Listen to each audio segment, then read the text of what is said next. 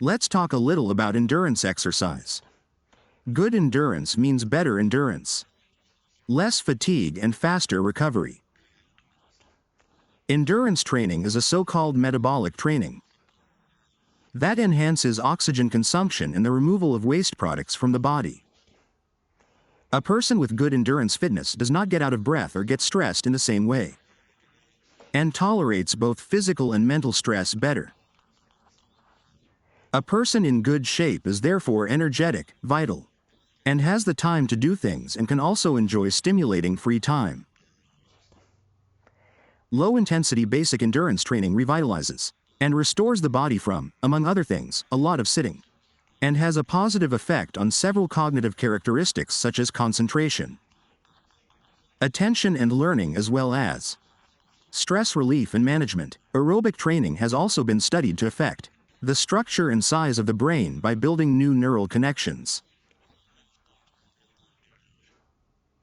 The best endurance sports are those that load large muscle groups, such as brisk walking, jogging, cycling, skiing, swimming, canoeing, and roller skating, where you can regulate the tempo and power of your movement yourself. Do it. Some of the workouts are low intensity.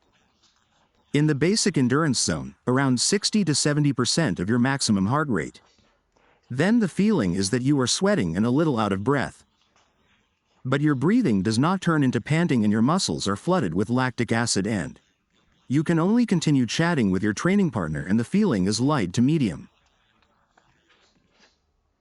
The appropriate duration of basic endurance training is around 30 to 90 minutes. Endurance training builds up the so-called basic fitness and the capillaries in the muscles, which increases the transport of oxygen and the removal of toxins.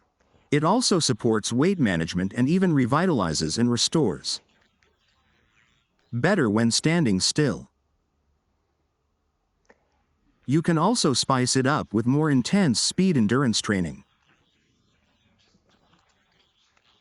In the area of about 70 to 80% of your maximum heart rate. Suitable endurance sports include faster runs, ball games, spinning, step-oriented group exercise, intervals, heat training, and so on. In speed endurance training, the heart rate is 70 to 80% of your maximum heart rate and the feeling is medium-heavy.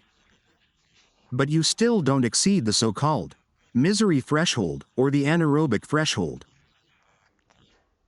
The appropriate duration of speed endurance training is about 15 to 45 or maybe even 60 minutes. For someone in good shape, and if you want, you can break up the speed endurance training in your program with ball or racket games, for example tennis, gymnastics, badminton, paddle tennis, or by participating in a group exercise class, or even with stair or hill training. Remember that if you feel stressed or exhausted, you may then instead of a programmed aerobic workout go for a brisk walk outside for a 20 to 30 minute jog or a slightly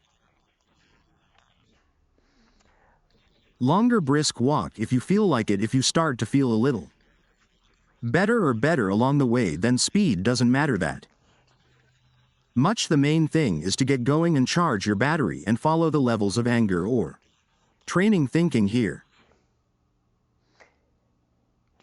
Some tips for you on how to implement endurance training, or really the most important thing, is to do a lot of beneficial exercise, i.e., transitions on a bike, walking, or maybe even rollerblading. Do most of your endurance training at low intensity in the basic endurance zone. When your heart rate is 60 to 70% of your maximum heart rate and the feeling is light, at most medium-heavy. The best endurance sports are big sports that load muscle groups such as skiing, swimming, rowing, canoeing, running, cycling, and so on. A suitable duration for a basic fitness or basic endurance workout is about 30 to 60 minutes, and for a person in good shape, about an hour and a half.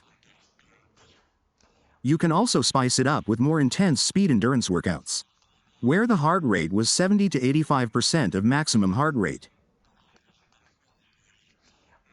Faster runs. Ball games, spinning intervals, heat training and so on are very suitable for maximum heart rate in speed endurance sports and a suitable speed endurance workout. The duration is about 15-45 minutes and for a person in good shape, even an hour. Combine different sports in the same workout and you can easily and comfortably make the total duration longer, and at the same time the versatility of the workout increases, so you can do runs where you go jogging or walking first, cycle on top, and then do a third sport on top of that, like roller skating or even muscle conditioning exercises or muscle maintenance. So the total duration of the workout will be longer. Remember to also utilize different surfaces in your forms of exercise. In addition to a little bit of asphalt, definitely the softest surface is trails, dirt roads with roots and so on. Varying terrain that requires coordination, snow, sand, ice, water, grass, and so on, so that the exercise also supports other physical qualities. Remember good beginning and ending stretches, as they are a great and good way to add aerobic exercise to the week.